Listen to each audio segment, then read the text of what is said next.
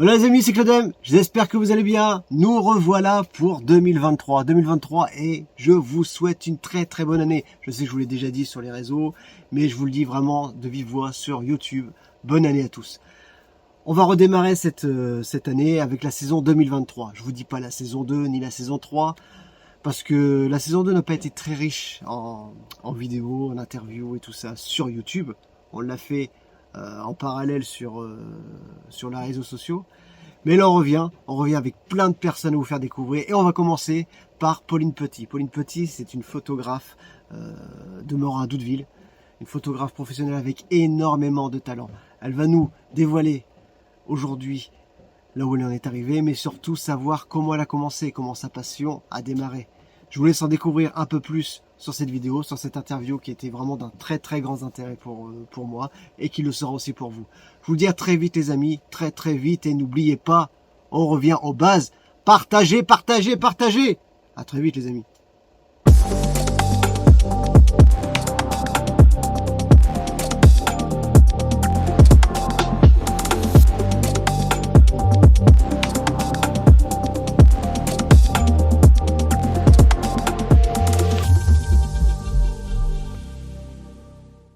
Voilà les amis, donc nous voilà de retour sur le conteneur et le conteneur local. On est reçu chez Pauline Petit. Franchement, ça fait un grand plaisir de me recevoir comme ça. Avec plaisir. Donc on va débuter l'année 2023 avec un grand interview parce que... Je suis la première interview de T'es la première interview de l'année. l'année. C'est un grand plaisir parce que de ce que j'ai vu, c'est vraiment quelqu'un qui a à cœur dans ce qu'elle fait. C'est vraiment une artiste complète. Donc on va vous la présenter, peut-être pas parce que certains d'entre vous la connaissent peut-être déjà. Et donc j'en suis sûr. Mais juste moi comme je suis curieux, je veux en savoir un peu plus. Donc Pauline, je te remercie vraiment de me recevoir. Donc je voudrais faire un petit retour en arrière sur... donc tu me disais, tu es d'ici, c'est ça? Je suis Doudevillaise. Doudevillaise. Depuis toujours. De cœur et de... Voilà. Et donc en fait, à quel moment ça t'est amené l'envie de faire de la photo? Tu as eu peut-être une autre passion avant ça? Alors je suis une grande passionnée de tout ce qui est domaine artistique, le dessin, la danse, la musique. La photo est entrée dans ma vie en 2004. Ma maman m'a offert un appareil photo à Noël, j'avais 18 ans. J'ai découvert la photographie, je me suis dit que c'était un médium hyper intéressant parce qu'en fait je rêvais moi d'être artiste peintre, les grands rêves d'enfant, mais j'étais pas forcément on va dire une artiste avec un pinceau, et quand j'ai découvert la photographie, j'ai trouvé un support qui me paraissait beaucoup plus accessible pour créer, pour m'exprimer. Donc j'ai eu un coup de cœur. Voilà. Tu as eu un coup de cœur, donc c'était vraiment les débuts. Est-ce que tu as passé d'autres étapes avant? Justement, tu t'es essayé au dessin et tout ça? Ah oui, quand j'étais petite, je dessinais comme beaucoup d'enfants. Je te dis, j'ai testé plein de choses, et durant mon parcours photo, donc en 2010, j'ai écrit et illustré 3 livres pour enfants sur la région, sur le Lin, sur le Pays de Caux, sur la Normandie, ce qui a été aussi enrichissant dans mon expérience. Mais tu m'as devancé parce que justement j'avais lu que tu avais écrit trois romans pour enfants. Ça devait être 2010, 2011, 2012, enfin dans ces années-là, entre 2010 et 2015. D'accord. Et donc en fait tu l'as écrit, c'est-à-dire qu'en fait toute la partie manuscrite, aussi des dessins, non? Ouais, tout. J'ai travaillé ce qu'on appelle en auto-édition. D'accord. Ayant travaillé avant dans le tourisme, je connaissais bien le secteur. Et puis j'ai conçu la maquette, j'ai édité moi-même, et j'ai réalisé la diffusion localement, soit en particulier à particulier, soit en salon du livre. D'accord, donc tu avais déjà bien roulé ta bosse, comme on dit. Localement, ouais. Donc en fait, là c'est vrai qu'on est venu sur le... Donc tu as fait les livres, J'ai découvert la photo. T'as découvert la photo. Entre deux, il y a eu les livres. Et après, tu as attaqué directement. Alors, on va dire, si on reprend tout, j'ai découvert la photo en amateur. Ensuite, je n'avais pas assez confiance en moi pour prétendre en faire mon métier. Le fait d'avoir fait les livres, ça m'a donné reconfiance en moi, parce que c'est ça, le fait d'avoir des articles dans la presse, d'avoir des passages à la radio et même des passages à la télé, le fait de rencontrer des gens pendant les salons du livre qui disent « Ah, c'est chouette ce que vous faites », tout ça, ça fait du bien à l'ego, j'en avais besoin.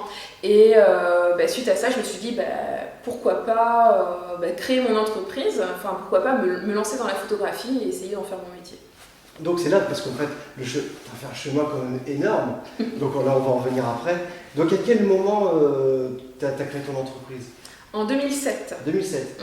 Donc en fait c'est une entreprise qui a quand même déjà...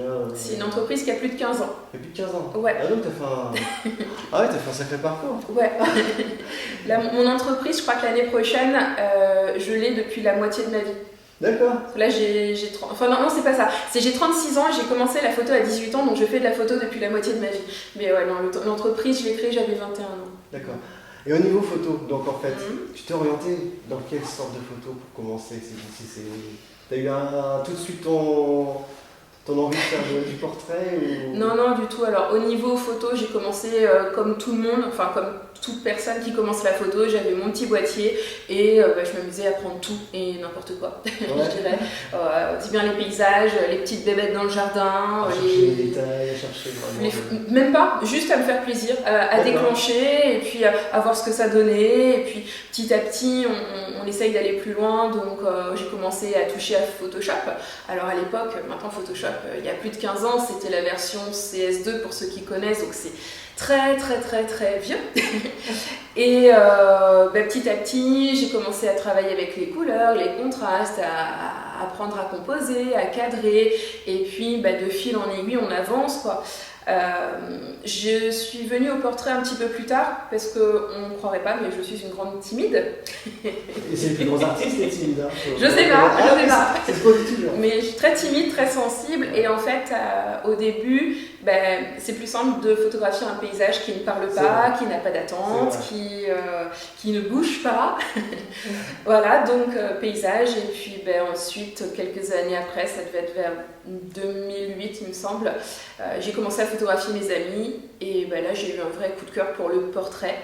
Parce que passer ce côté timidité... Ça fait commencer par ton cercle d'amis, complètement, voilà. Passer le côté timidité, on se rend compte que créer une photo avec quelqu'un d'autre, c'est beaucoup plus enrichissant que de photographier seul. Enfin, je dénigre pas les photographes de paysage, mais on va dire que j'ai trouvé ma voie dans le portrait par ce côté échange, en fait. Entre les photographes animaliers, c'est ça. Je pense que chacun se retrouve dans... Parce que c'est une image un peu qui reflète ce qu'on aime un petit peu. Et à quel moment, parce que donc tu as commencé la photo de portrait, mais aujourd'hui tu fais quand même des photos de portrait assez atypiques quand même, qui sortent du lot, tu as ton style. Et ce style, tu l'as trouvé à quel moment? Si jamais tu arrives à... Ah oui, en 2019, donc c'est très récent. Qu'est-ce qui t'a donné ce déclic? Alors le déclic, je ne l'explique pas, mais on va dire qu'entre la photographie de façon amateur que je pouvais réaliser vers 2008-2009 et 2019, il s'est passé 10 ans. 10 ans où j'étais photographe de métier, photographe social, réalisais des mariages, j'étais photographe à la maternité de Fécamp, photographe de studio, de famille. Tout ça. Donc finalement, j'ai développé mon expérience de photographe, j'ai développé ma confiance, j'ai développé pas mal de choses. Et à un moment, au bout de 10 ans, j'ai voulu changer d'axe. J'estimais pas forcément avoir fait le tour, mais je ressentais une certaine lassitude et j'avais envie de passer à autre chose. Et c'est là que je me suis lancée en tant que formatrice en photographie. Voilà, j'estimais qu'après 10 ans de métier, avoir un peu roulé ma bosse dans le métier, dans le domaine, j'étais prête à pouvoir transférer ma propre expérience à d'autres personnes. Justement, j'ai vu justement qu'aujourd'hui tu donnes des cours. C'est ça. Aujourd'hui, la formation, en fait, c'est mon métier principal. C'est ton métier principal, voilà. C'est ça. Donc, officiellement, je suis formatrice en photographie. Et donc, ça se passe super bien, c'est au niveau des élèves. Très bien. Alors, en fait, au niveau formation, j'ai on peut appeler ça un business model un peu particulier, dans le sens où je ne forme pas les gens localement. Je l'ai fait, de former les gens de mon secteur sous forme de cours particuliers, mais j'ai choisi en fait, de construire une communauté Tu fais ça que sur Internet? Francophone, voilà, et maintenant je fais ça que sur Internet. C'est-à-dire que j'ai développé un blog et une chaîne YouTube qui s'appelle Apprendre la photo de portrait. Je vais te le demander, c'est super. Voilà, suivi par, alors sur YouTube j'ai un peu plus de 25 000 abonnés et sur ma newsletter il y a 20 000 abonnés, mais en fait je suis tout le temps en train de nettoyer la liste, donc je pense qu'il y a à peu près 30 000 personnes qui ont dû s'inscrire. Ce qui fait une très très belle communauté. De ce fait, les gens qui me suivent ne sont pas qu'en Normandie, ne sont pas qu'en France, mais correspondent à tous les francophones parce que à l'international. Je vais te demander si tu parlais plusieurs langues ou ce qui peut bien sûr. Je parle pas du tout plusieurs langues. Ok, voilà. Donc francophone. Voilà, francophone. De tout horizon, voilà, mais j'ai des élèves dans toute la France, j'ai des élèves au Canada, j'ai des élèves Suisse, Luxembourg, Belgique, et j'ai des élèves dans les dom-toms. D'accord. Voilà. Et est-ce que les élèves viennent vers toi pour une raison particulière? C'est des questions particulières qui reviennent tout le temps sur ta façon de photographier? Peut-être qu'ils veulent faire la même chose que toi, ou ils te posent vraiment des choses. C'est vraiment la formation générale ou tu leur apprends ça? Pour le choix de la formatrice ou du formateur, un élève va me choisir en général pour le style de photo, parce qu'il va aimer mon style, et pour le caractère. Voilà, le caractère, la personnalité, du fait que je suis une personne bienveillante, passionnée, pipelette, et qu'il y a beaucoup d'autres photographes qui sont beaucoup plus techniques et des fois un petit peu plus procéduriers. Et comme j'accompagne vraiment les élèves alors, dans l'apprentissage de la photo et pour certains jusqu'à la professionnalisation, je les suis en fait dans leur création et développement d'entreprise. Je fais du coaching individuel, tout ça, donc il y a besoin d'y avoir un lien et un feeling. Donc les gens viennent vers moi aussi pour avoir cette relation avec moi, pour ma bienveillance, pour mon écoute, pour tout ça. Aujourd'hui, si un élève a envie de passer un diplôme, il peut le faire directement par toi ou il doit passer par une Alors, ma formation n'est pas diplômante. D'accord, c'est ça. Mais moi-même, possédant un CAP photo, un bac pro photo, enfin, je les ai quasiment tous. Moi, je peux te dire que ma formation, elle sert beaucoup plus concrètement à devenir photographe professionnel que ce qu'on peut avoir dans les diplômes d'aujourd'hui, sans dénigrer l'éducation nationale. Mais justement, ce qu'on peut voir, c'est que justement, tu aimes parler et ce retour que tu as avec les élèves, ça peut être que bénéfique parce que quelqu'un, comme tu dis, qui va être juste pour la théorie ou vraiment il n'y aura peut-être pas ce discours. Disons que la photo, c'est plein de choses. La photo, c'est bien évidemment la technique, mais c'est l'artistique, donc la sensibilité. Et quand on veut en faire son métier, il ne faut pas seulement aimer la photo, il faut aimer l'entrepreneuriat, il faut savoir se vendre, il faut aimer le marketing. Et là, c'est des compétences qui sont beaucoup plus étendues que le simple fait de déclencher, quoi. Donc, la photo, ça a beaucoup de choses. Donc, à part ça, on sait, parce que moi, je t'ai vu sur Nikon, on a le droit de noter. Oui. Tu es ambassadrice aujourd'hui? Je suis ambassadrice Nikon Europe. Et depuis combien de temps? Depuis mars 2022, ça va bientôt faire un an. Ouais. Et comment ça se passe alors? Qu'est-ce qui t'a amené justement, parce que j'ai vu ton interview, comment tu as été amenée à devenir ambassadrice? Comment ça s'est passé? Nikon, ils m'ont appelé. Ils m'ont dit voulez-vous être ambassadrice? C'est génial ça. Ouais. Je sais qu'elle a passé un concours. Non. Je sais qu'elle a passé pas mal de concours. Du tout, oui, je fais des concours. Non, alors il y a plusieurs étapes, mais je dirais que quand on veut devenir ambassadeur d'une marque, c'est déjà se rendre visible sur les réseaux sociaux, sur internet. Effectivement, j'ai participé à pas mal de concours. Il y a mon blog, ma chaîne YouTube, il y a pas mal de choses.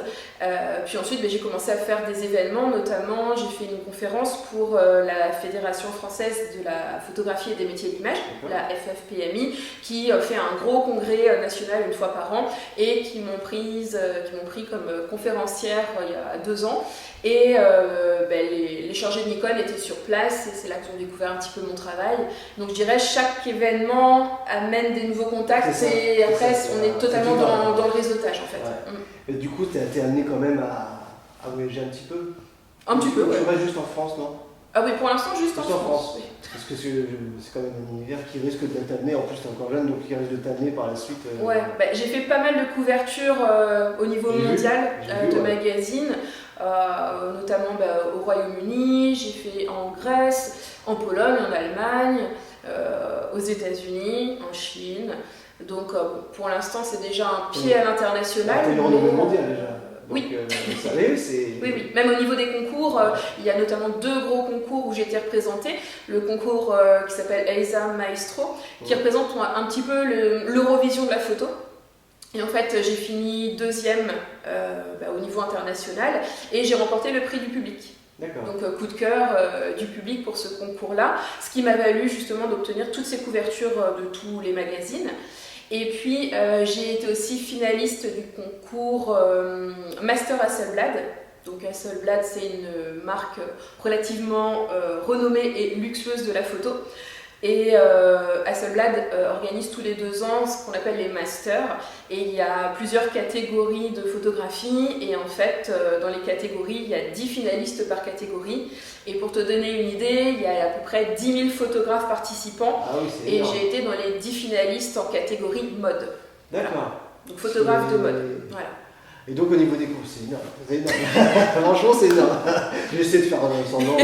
Non, franchement, c'est... Et ce qui est très marrant d'ailleurs, c'est qu'après, les magazines qui viennent m'interviewer pensent que je suis une grande photographe de mode parisienne, que je travaille dans un énorme studio avec une équipe de direction artistique, de maquilleurs, de coiffeurs. Quand je leur dis non, j'habite à Doudeville, 2500 habitants, et mon studio, c'est une pièce de la maison.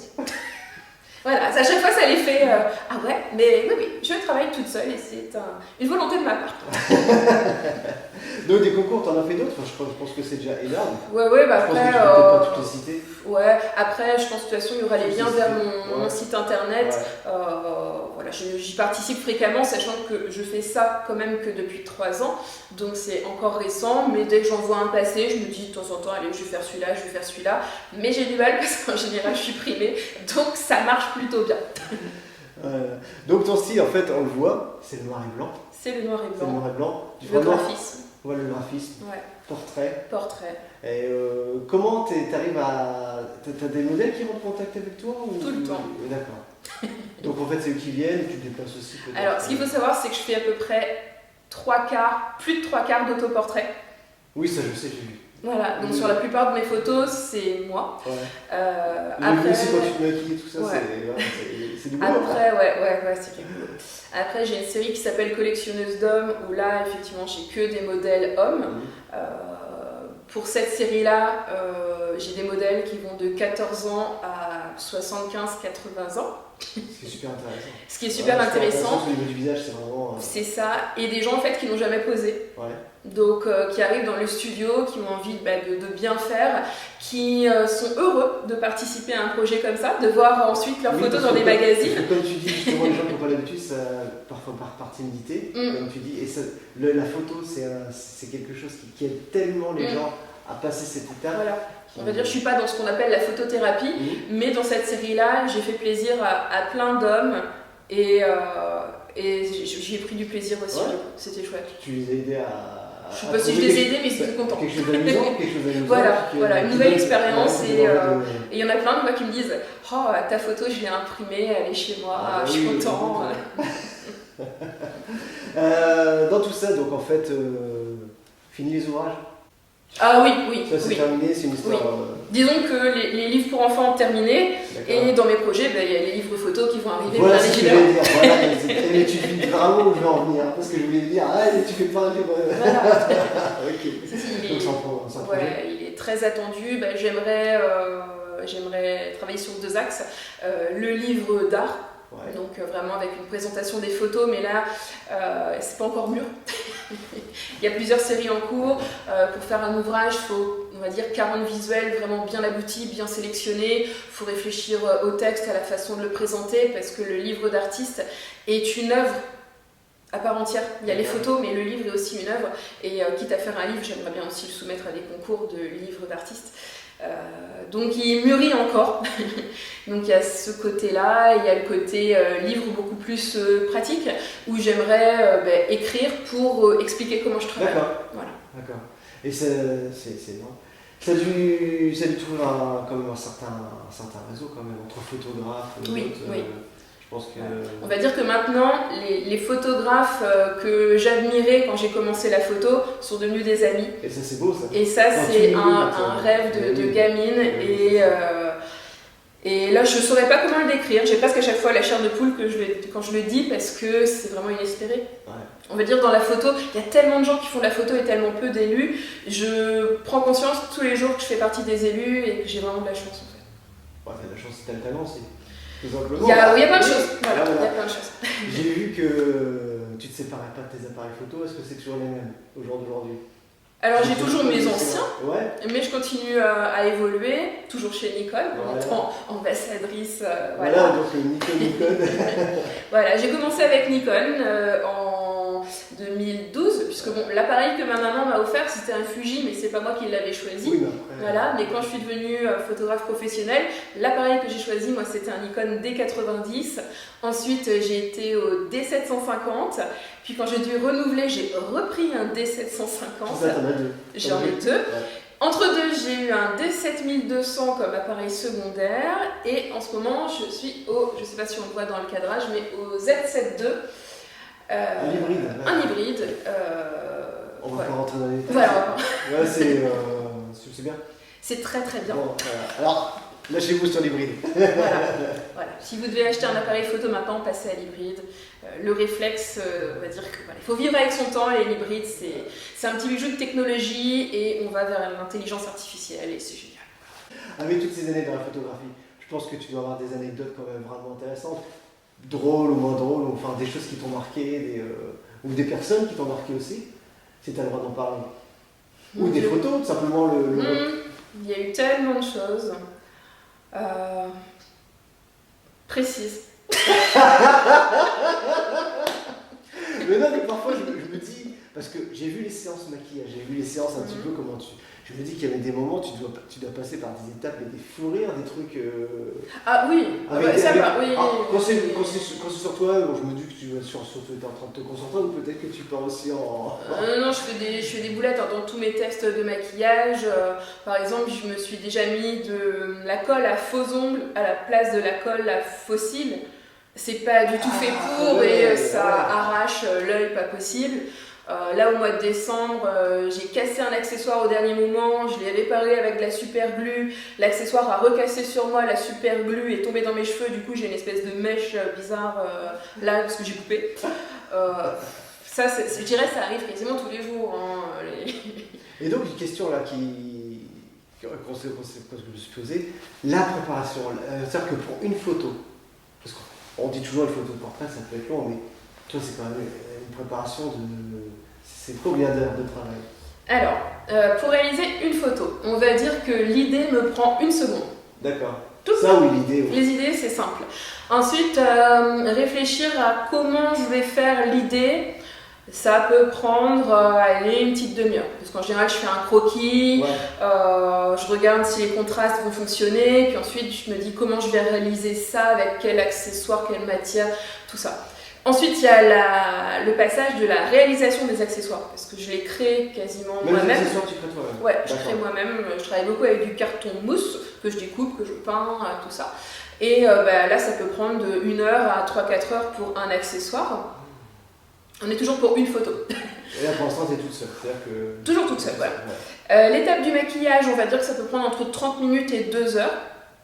Selon le maquillage, préparation de la peau, préparation des cheveux, le maquillage, la poudre matifiante, tout ça. La prise de vue, des fois je prends 10 photos, des fois j'en prends une centaine, ça dépend comment... Voilà, alors quand je prends 10 photos ou une centaine, c'est 10 déclenchements de la même photo. Oui. Voilà. Il n'y a pas de pause, il n'y a pas de tout ça, je travaille toujours pour une photo.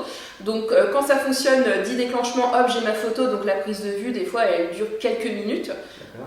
D'ailleurs, quand je photographie des modèles qui ne sont pas habitués, je les maquille pendant 2 heures, ensuite je prends 3 photos, je leur dis que c'est fini.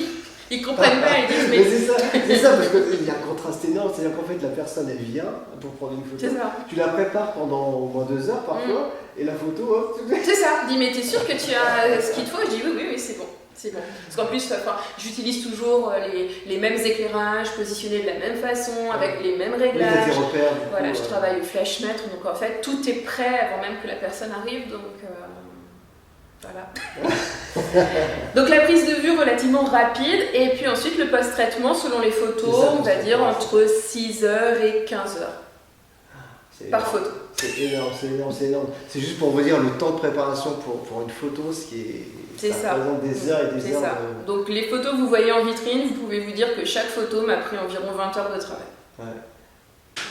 Alors, pour revenir un petit peu en arrière au moment des anecdotes, puisqu'on parle des anecdotes, quand tu as commencé, donc tu as fait des mariages, et je pense que c'est quand même un style de photo qui est quand même assez. Où tu peux être confronté à plein de situations. Ouais. Tu as des souvenirs à partager ou pas? J'ai plusieurs anecdotes où j'ai ressenti des grands moments de solitude. Pour toi ou pour. Non, pour moi. C'est vrai? Ouais. Je pense que la pire, c'était un mariage d'une famille, comment dire, une famille un peu bourgeoise, voilà, avec Antoinette, deux machins et Enguerrand, deux machins et tout. Enfin bref, la famille un petit peu bourgeoise avec des traditions, traditions très catholiques, avec les messes communiantes, avec tout ça. Enfin voilà. Et donc au moment de la mairie, on était dans une petite commune, donc petite mairie, et photographe coincé entre le bureau du maire et le mur, il devait y avoir même pas 1 mètre. Ah oui, sympa pour voilà. Et du coup sur ma gauche j'avais monsieur le maire et sur ma droite j'avais un espèce de grand, comment ça s'appelle, un porte-manteau perroquet. Truc un peu immense, voilà, avec tous les chapeaux des invités, avec les chapeaux à plumes, aux dentelles, les petits sacs, les petits trucs, enfin voilà. Ah oui, t'avais l'éclair ouais, dans la mairie, ouais. Et début de la cérémonie, je bouge pas trop, je fais quelques photos et au bout d'un moment je me dis mais mon reportage il va être plat, je peux pas bouger, j'ai toujours le même angle, ça m'énerve. Et me vient l'idée de dire je vais échanger ma place avec le porte-manteau. Donc c'est-à-dire que dans ma tête, je faisais pas de bruit, je prenais le porte-manteau et j'échangeais ma place avec le porte-manteau. C'était bien ficelé dans ma tête, hein, ça devait marcher. Voilà. L'idée qui a pris une seconde. Voilà. Sauf que quand j'ai pris le porte-manteau et que j'ai commencé à soulever, le porte-manteau s'est détaché du pied et comme il y avait énormément de choses qui étaient dessus, tout est tombé et s'est éclaté par terre et sur le bureau du maire, en plein pendant la cérémonie. C'est vrai? Ouais. Ah oui, c'est Et là, grand silence et tout le monde me regarde et me dit mais mon Dieu, mais la photographe, mais qu'est-ce qu'elle a fait? Oui, ce moment de solitude, oui, je comprends. Ouais. Et donc j'ai tout ramassé. Bien sûr. Il y a eu un arrêt de la cérémonie. Et au moment où j'ai voulu en fait remettre le porte-manteau, pour bien fixer, il fallait que je le revisse parce qu'il était dévissé. Et là, le truc, il s'est mis à couiner. Un truc pas possible. Et je me suis dit, mais jusqu'au bout. Et toujours dans le silence. Ah bah oui. Ah oui, super. Ça, voilà. C'était le truc où on a envie d'être ailleurs. Et on se dit, non, surtout pas sur ce mariage-là. Et évidemment, ça arrive sur ce mariage-là. Par force de trop y penser, ça a provoqué le... Ah oui, non, mais je me doute que ce coup-là, ça... Ça, c'était pas mal. Et j'en ai une autre où là, j'ai presque fini en pleurant. Hein. C'était pas très drôle. Un mariage gitan. Ouais. Donc, mariage gitan, ce qu'il faut savoir, c'est qu'au moment de la soirée, les hommes, les femmes sont séparés. Ouais, les femmes, en fait, étaient dans la salle de fête pour danser. Et les hommes étaient dehors avec le cigare, à parler, tout ça. Et donc au moment du gâteau, de la danse, j'avais justement plus de photos, enfin plus de place sur ma carte SD. Je prends l'étui, je change la carte SD, je remets dans la poche, je continue à prendre mes photos. Jusque là, voilà, tout va bien. Et au moment de partir, je me rends compte qu'il me manque une carte SD. Ça c'est le comble du photographe, ça c'est... Voilà, et à l'époque, j'utilisais pas les doubles, parce qu'en fait, maintenant dans les appareils photo, on peut en mettre 2, et moi j'en mettais qu'une. Et voilà, et je ne savais pas où j'avais perdu la carte SD. Donc à 3h du matin, j'étais avec mon téléphone, la torche de mon téléphone, à faire quasiment tout le plancher de la salle des fêtes à 4 pattes. Plus tous les extérieurs, parce que j'aurais pu très bien la perdre dehors, et ça a duré peut-être 2 heures à la chercher sans jamais la retrouver. Sauf qu'il y avait les photos de couple, il y avait tout dessus. Et en fait, la carte SD a été retrouvée dans les cotillons du gâteau le lendemain. Et ce qui s'était passé, c'est que mon étui était défectueux, et quand j'ai remis la carte dedans, elle est passée au travers. D'accord. Bah t'as dû passer une sacrée nuit. Ah, affreux. Franchement, c'est... Affreux. Ouais, je me suis dit, le photographe de mariage, il n'a pas le droit à l'erreur, et toi, tu l'as fait. Parce que c'est le souvenir d'une vie, en fait. C'est ça, c'est ça.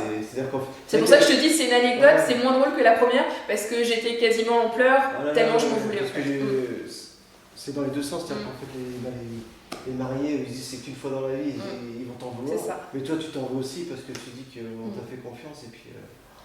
Ouais. Bon, ça s'est bien fini. Ça s'est bien terminé, ouais. mais je m'en souviens. Et du coup, c'est des anecdotes comme ça qui t'ont donné envie de changer ou tout La photographie de mariage, j'ai fait ça pendant 10 ans. C'est spécial quand même. J'ai fait ça pendant 10 ans, j'ai photographié, j'ai couvert 120 mariages au total. Et effectivement, la photographie de mariage, c'est un univers particulier, très stressant, fatigant psychologiquement et physiquement, parce que moi je travaille avec des appareils professionnels, je travaille avec 2 boîtiers avec des objectifs différents mais relativement lourds, et quand j'avais les boîtiers autour du cou de 8h le matin à 2h du mat, j'étais cassée, et au bout de 10 ans j'étais plus que cassée, quoi. Ouais, il était temps que... ça dépend ce que tu dis. Il était temps que je passe à autre chose, et j'avais besoin de passer à autre chose. Bon, aujourd'hui en tout cas tu as bien réussi. Ouais, et je m'éclate dans la formation. Donc là, du coup, avant ton local ici, t'en as eu un autre avant ou non. C'est ton premier? Ouais. Donc tu l'as fait directement chez toi, donc C'est ça, en fait, avant j'étais locataire, et quand j'avais besoin de faire des photos, je faisais partie des photographes qui remballaient tout le salon, qui poussaient le canapé, qui poussaient la table pour installer un studio dans la salle à manger. Ouais. Et puis quand je suis devenue propriétaire avec mon mari, on a cherché une maison qui me proposait en fait un local dans lequel je pourrais travailler. Et quand on est tombé sur cette maison-là, c'était un ancien fonds de commerce qui avait en plus une vitrine. Donc j'ai fait mon atelier ici. Puis ta vitrine, pour ceux qui n'ont pas vu, ceux qui ne sont pas d'ici, tu as une vitrine mais vraiment hors du commun. C'est-à-dire qu'en fait, non, elle n'est pas finie. Elle n'est pas finie, mais tu t'imposes tout de suite ton style. C'est-à-dire qu'en fait, tes photos, déjà elles sont là. On sait que c'est des photos que tu vas voir partout. À part dans les magazines, oui, d'accord, elles sont partout. D'accord. Mais non, mais c'est vraiment. C'est-à-dire qu'en fait, tu passes dans le centre-ville et tout de suite on. Donc aussi, pour répondre à des questions que les gens se posent, c'est un atelier, ce n'est pas une boutique, c'est-à-dire qu'il n'y a pas d'horaire d'ouverture. C'est une pièce en fait où je travaille, et je profite juste du fait que ça soit un ancien fonds de commerce pour exposer mes photos, mais il n'y a pas d'horaire d'ouverture, je ne fais pas de photos d'identité. Après, c'est un local que j'utilise quand je fais des formations en présentiel pour recevoir mes élèves et donner des cours sur la photographie en studio, mais c'est pas la boutique photo comme on pourrait penser. Et donc pour prendre contact avec toi par exemple, si jamais, c'est directement sur tes réseaux? Ouais, tout simplement. Oui, j'ai choisi il y a très longtemps de ne plus donner mon téléphone parce qu'il y a des chieurs. Tu reçois tout appel. Voilà, il y a des gens qui appellent le dimanche à 22h et qui s'étonnent qu'on ne réponde pas. Enfin bref, donc du coup j'ai choisi de ne pas communiquer le téléphone et de fonctionner uniquement par mail. Et ça marche très bien. Super. Ouais. Au niveau de tes projets, est-ce que tu as pas mal de projets? Comment dire? Tu as sûrement peut-être des concours que tu aimerais organiser. Je sais pas, je dis peut-être des bêtises, des choses que tu aimerais bien mettre en place. T'as déjà pensé à faire des trucs dans ce genre? Moi, organiser un concours et... voir un petit peu, tu sais, justement, par exemple, avec des élèves que tu as déjà eu, que tu as formés, voir un petit peu le rendu ou faire des... Alors, j'accompagne mes élèves pour qu'eux participent à d'autres concours. Ouais. Ça, je le fais. Je suis déjà souvent contactée pour moi être juge de concours. D'accord. Oui, donc par exemple, là, dernièrement, j'ai été juge pour les médailles de la photographie française professionnelle de 2022. Voilà, j'arrive, c'est long, les médailles de la photographie, les médailles de la photographie professionnelle française 2022. Après j'ai été juge pour la fédération de photographie plusieurs fois. Ça, je le fais aussi. Non, après, moi, organiser des choses de mon côté, je manque tellement de temps pour je pense que tu es déjà bien occupé. Qu'est-ce qu'on peut te souhaiter pour l'avenir? Est-ce que tu as envie de... peut-être au niveau local, je pense que tu as peut-être ce que tu veux, ou tu as envie de... Disons que localement, comme je disais, la plupart des gens ne connaissent pas forcément ce qui se cache derrière la vitrine. Alors, tu sais ce qui se passe, je pense que c'est ça, c'est qu'on regarde toujours ce qui se passe ailleurs, mais on ne regarde pas ce qu'il y a à côté de chez soi.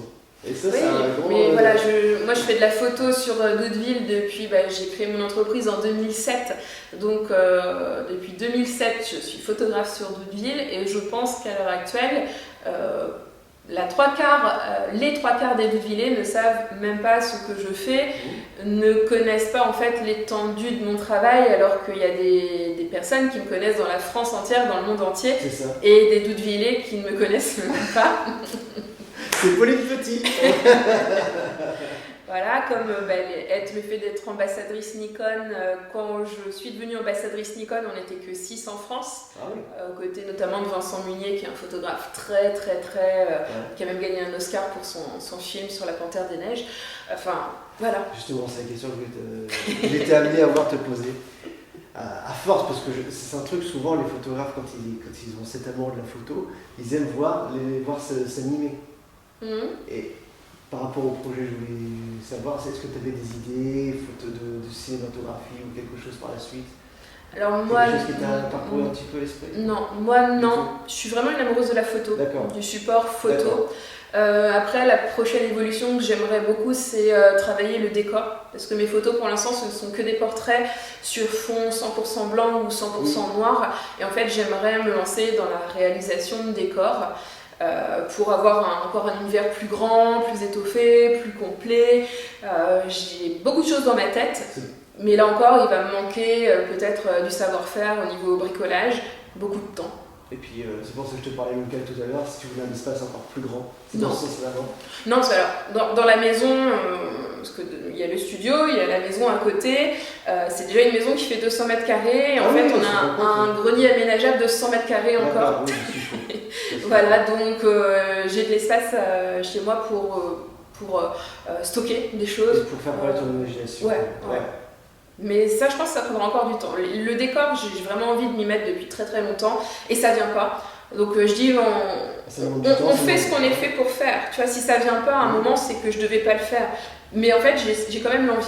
Donc on verra ce que ça donne. Après, c'est quelque chose qui peut être amené à te dire par rapport à une personne qui va venir, qui va t'amener quelque chose. C'est ça. Voilà. Et puis ça demande quand même aussi de la matière. Parce que faire des décors, c'est quand même beaucoup de. Et puis au moment de choisir, si t'as pas l'idée précise, est-ce que tu achètes ça, est-ce que tu prends ça, est-ce que tu. C'est encore beaucoup de recherche. Ben, franchement, je suis sûr avec toute l'imagination que tu vas mais faire. Encore une fois, c'est pas les idées qui manquent, c'est de me dire, ben voilà, si je prends 1 heure de mon temps pour créer un cours, ben mon cours, je vais le créer. Si je prends 1 heure pour faire du décor, je vais faire, je sais pas, juste une découpe ou 2. Et en fait, ça avance très très lentement par rapport à d'autres choses, donc on priorise, et pour l'instant, le décor n'est pas une priorité. C'est ça, disons que pendant que tu fais tes décors, tu passes moins de temps sur la photo, c'est peut-être aussi ça que... Ça, c'est pas grave, parce qu'en fait, je me définis comme artiste photographe. C'est pas pour rien que je mets le mot artiste avant. C'est que finalement, la finalité de la prise de vue, comme je l'ai expliqué tout à l'heure, prend très peu de temps, et je prends beaucoup de plaisir en fait à créer l'idée, le croquis, la préparation, et en fait à créer un personnage. Je fais partie des gens qui créent des photos, pas qui les prennent, qui les créent. Donc tout ça, ça me dérange mais vraiment pas, ça fait partie de la photo en fait. C'est tout ton univers. Ouais. Donc après tu penses passer un petit peu à la couleur, ou tu restes vraiment fixé sur le noir et blanc pour l'instant? Ce qui est super, hein, parce que comme moi, il y a des amoureux du noir et blanc, tu vois. Donc, enfin, tu le sais, tu vois, c'est un truc. Honnêtement, j'ai fait de la couleur avant. Là, ça fait plusieurs années que je fais du noir et blanc, je me sens bien dans le noir et blanc, j'ai pas l'impression d'être arrivée au bout. Mais en fait, on sait jamais ce que demain est fait, donc je me ferme à rien. Ça crée tellement des illusions, parce que là, tu vois, je te regarde, et t'as tu sais, les lignes là, tu sais que et oui, c'est là que tu te rends compte en fait que le noir et blanc, en fait, ça joue tellement sur la. C'est vrai qu'il y a toutes les lignes partout. Au bout d'un moment, tu ne sais plus si c'est droit, c'est. Bon, en tout cas, franchement, donc là, je crois que ça va se terminer. Merci de m'avoir reçu. Je dis toujours nous parce que je parle pour l'émission Conteneur. Et puis pour tous ceux qui nous regardent, franchement, c'était un super plaisir, un superbe échange. Je pense que vous avez appris beaucoup de choses sur Pauline Petit pour toutes les personnes qui ne la connaissaient pas. Moi, je te connaissais d'extérieur, j'en ai appris beaucoup aujourd'hui sur toi. C'est un grand plaisir. Franchement, merci pour cet échange. C'est un bon moment de partage. Et j'espère que tous tes projets à venir vont encore avancer, évoluer. Et ça peut être que dans le bon sens, parce qu'avec la créativité que tu as, avec l'amour de la photo et puis de tout ce côté artistique. Tu sais, depuis le début, j'ai commencé à faire de la photo artistique pour moi. C'est ça, tu l'as fait pour toi avant tout. Pour m'amuser. Je ne pensais pas du tout que les photos auraient ce chemin-là et vivraient leur vie de cette façon-là. Et comme mon métier principal c'est la formation à la photo, tout ce qui reste photographie, ça sera toujours fait avec le cœur. Donc je prends quelquefois des commandes artistiques et vraiment au compte-gouttes, où je reçois des gens et je crée leur portrait à ma façon pour eux. La dernière fois, je travaillais avec des Suisses qui sont venus, enfin bref. Mais ça restera toujours passion. Donc, par exemple, cet été, je n'avais pas envie de photographier, je n'ai pas fait de photo. Voilà. Est-ce qu'à un moment donné, tu t'es vu dans autre chose que la photo? Ouais, moi je fais tout un tas de trucs. Ouais. J'adore la photo, mais la photo, c'est pas ma vie. D'accord. Mais bon, après, t'as la chance d'en vivre. Enfin, ouais. Donc, et je pense que ce qui fait aussi la créativité, parce que les gens qui font de la photographie et qui s'enferment dans la photographie, à un moment, ça tourne en rond. Pour être créatif, je dirais, il faut être curieux de la vie. Je suis une passionnée de jardinage, mes animaux, j'ai des chats, j'ai un chien, voilà. J'adore la peinture, j'adore la musique, j'adore me balader, j'adore parler, j'adore rencontrer les gens, j'adore visiter tout un tas de trucs. Donc ça te permet, en fait, la vie autour de toi, te permet je suis vraiment pas en vase clos dans la photo. T'as jamais été pris en contact par, je sais pas, ça peut être des artistes, par exemple, un chanteur pour une pochette d'album ou des trucs comme ça? Alors pas directement, mais par des réalisateurs de clips qui ont, en fait, avec qui j'ai échangé et où je suis en fait dans leur carnet d'adresses en tant que direction artistique. Et on me dit si un jour on a un clip avec une direction artistique qui pourrait convenir à ton univers, on fera appel à toi. D'accord. Donc c'est des choses qui sont en attente. Un univers particulier ou tu es ouverte à toute proposition? On sait jamais si. Ah non, mais s'ils me contactent, c'est pour avoir mon univers dans leur clip. D'accord. Mais t'es pas fermé, quel que soit le style musical, c'est ça que je veux dire? Ah non. Non, d'accord, ok. Non, mais c'est des choses qui peuvent. Musique ou autre, parce que toi, je parlais de cinéma. Non. Parce que t'as quand même un univers qui est intéressant, donc je pense que il y a des gens qui peuvent s'inspirer parce qu'on voit des films qui sont tellement. Qui est fantastique et tout ça. Je suis une fan inconditionnelle de Tim Burton. C'est pour ça que je parle. C'est pour ça que c'est marrant parce que Tim Burton, c'est quelqu'un un réalisateur que je regarde depuis. Tu vois, j'ai regardé la série Mercredi il n'y a pas longtemps. Quand j'ai vu que Mercredi, elle avait ma garde-robe. Mercredi, elle est habillée en noir et blanc, elle a les lignes, elle a les poids, voilà. Donc voilà, c'est pour ça que j'étais amené en fait à te demander ce côté sur le cinéma si ça t'intéressait, parce que je trouve que tu as un univers qui se rapproche vachement du côté fantastique. Où je pense que tu peux même inspirer des. Après, je dirais que ça va faire comme le reste, c'est que j'avais rien prévu à la base et j'avance au fil des rencontres. Donc en fait, si un jour ça vient à moi, c'est qu'il y aura quelque chose à faire. Je pense que c'est ça la vie en fait. Tout un engrenage de choses qui font que tu mènes ta barque, comme on dit. C'est ça. Je reste simple, ouverte aux opportunités. Les gens avec qui je rencontre, les gens que je rencontre à chaque fois, c'est des belles rencontres. Et puis de fil en aiguille, ça se construit. C'est super. Oui, mais c'est super, mais c'est génial. Bon, en tout cas, si au jour d'aujourd'hui vous avez envie d'échanger avec Pauline Petit, franchement, n'hésitez pas. C'est inspiré, vraiment, elle aime vraiment tout ce qu'elle fait. Et puis l'amour des autres, l'amour de son art fait vraiment que vous êtes ouvert à faire des échanges merveilleux. Voilà. Merci beaucoup. Pauline, merci beaucoup. À bientôt. On va te dire au revoir. Donc, je pense que les gens seront bien à te recontacter. Oui, et puis à découvrir un peu plus mon univers, peut-être sur Internet. Plein de questions. Voilà. Je vous dis à très vite, les amis, pour une prochaine émission, une nouvelle rencontre. Et puis merci d'avoir ouvert cette année 2023. Oui. Donc bonne année encore une fois. À tous. On est comme aujourd'hui, on peut encore le dire. Ciao les amis.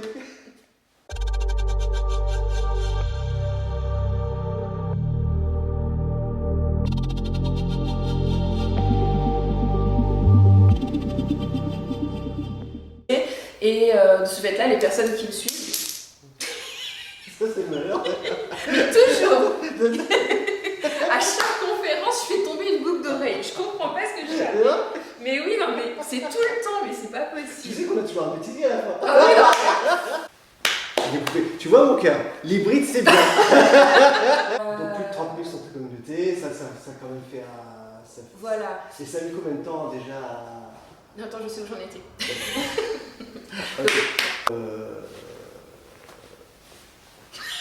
Pardon. dans ce qu'elle est.